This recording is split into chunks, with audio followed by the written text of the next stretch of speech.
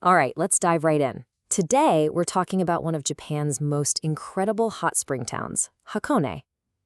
If you've ever dreamed of soaking in a real Japanese onsen, but, maybe wanted a little more privacy, then you are in exactly the right place.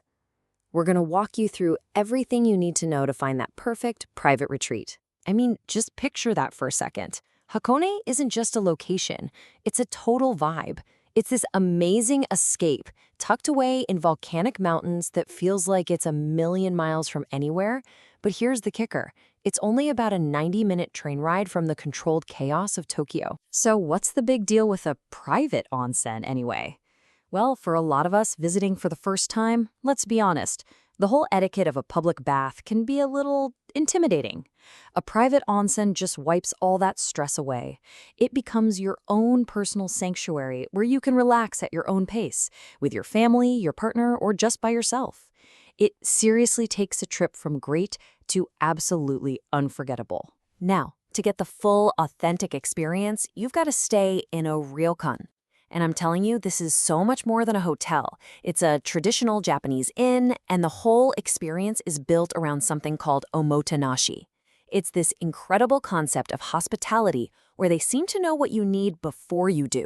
It's not just service. It feels like you're being genuinely cared for. And at the heart of that ryokan experience is, of course, the onsen. And no, these are not just fancy hot tubs. We're talking natural hot spring baths fed by mineral-rich volcanic water. You've got sulfur, iron, all of these things that are said to be amazing for soothing your muscles and helping circulation. It's a huge and deeply relaxing part of the culture. And then there's the food. We're talking about kaiseki. This is not just dinner. It's a full-on culinary event.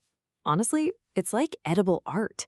You get this series of small, stunningly beautiful dishes that showcase whatever is at its absolute peak that season. Maybe fresh bamboo in the spring or wild mushrooms in the fall. It's a true feast for all the senses and a major highlight of a luxury stay. Okay, so you're sold on the idea, right? But the big question is, where in Hakone should you actually stay? And this is super important because each part of Hakone has a totally different personality, and it's going to shape your entire trip. So let's break down the 4 main areas to help you find your perfect match. First up, we've got Hakone Yumoto. The best way to think of this place is as the front door to the whole region. It's the main hub for trains and buses, making it the most convenient launchpad for any adventure here. So what makes Yumoto so great, especially if it's your first time? It's all about the convenience.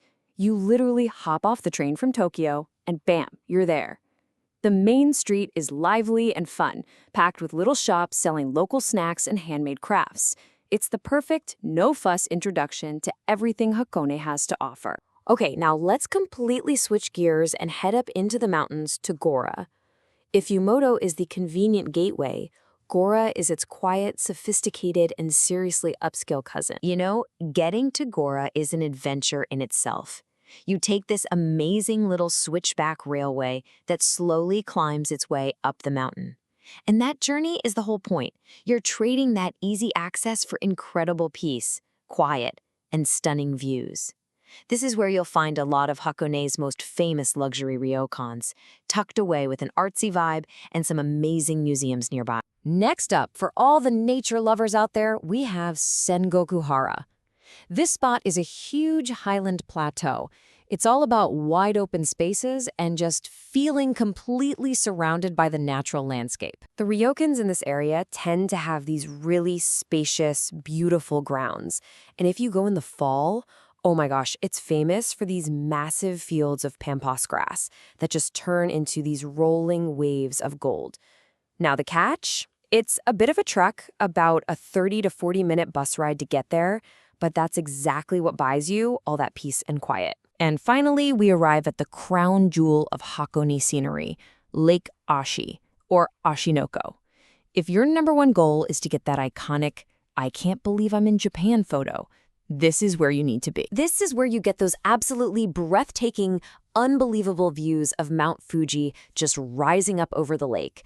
It's also home to the famous Hakone Shrine with its red torii gate in the water, and yeah, those sightseeing pirate ships. It is the longest trip from Yumoto for sure, about an hour, But for views like that, totally, totally worth it. All right, so you've got a feel for the different areas. Now for the fun part, let's talk about some specific ryokans. We've broken them down into a few categories to help you find the absolute perfect fit, whatever your style or budget is. So we've basically got 3 styles here. We have luxury for that, once-in-a-lifetime, go-all-out kind of trip. Then there's romantic, which is just perfect for couples or celebrating something special. And finally, value, which gives you that amazing, authentic experience and is great for families or if you're planning a longer stay. Let's check out a top pick from each one. For pure luxury, it really doesn't get much better than Gorakadon. Get this.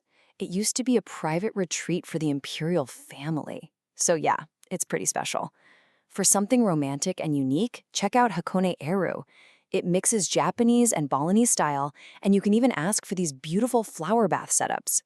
And for a fantastic value, Hakone Onsen Hotel Okada is a great choice, especially for families, since your stay includes access to a huge public bath complex with tons of different pools. Okay, time for a little insider tip. Everybody knows about visiting Japan for the cherry blossoms or the autumn leaves, right? But there is another season in Hakone that is just completely magical and way less crowded. You have to hear about hydrangea season.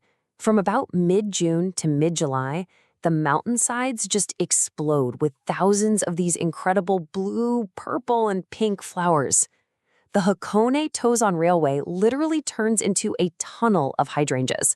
It's amazing. And here's the best part. The summer mist and a little bit of rain actually make the colors look even more deep and vibrant.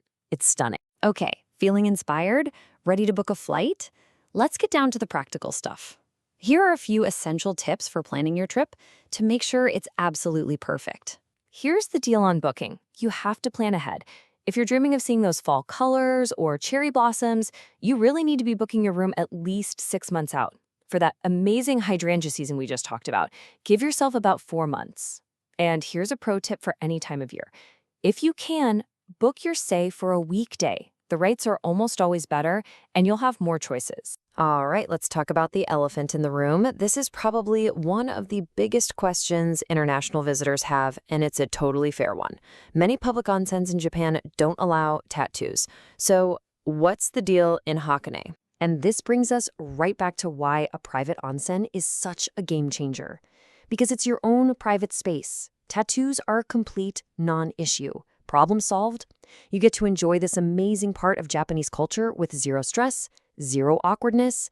It's the perfect solution. So from those misty morning views over Lake Ashi, to the incredible art on a plate that is kaiseki, to the simple, quiet bliss of your very own hot spring, the ultimate Japanese retreat is right there waiting for you in Hakone. So I guess the only question left is, what memories are you going to make?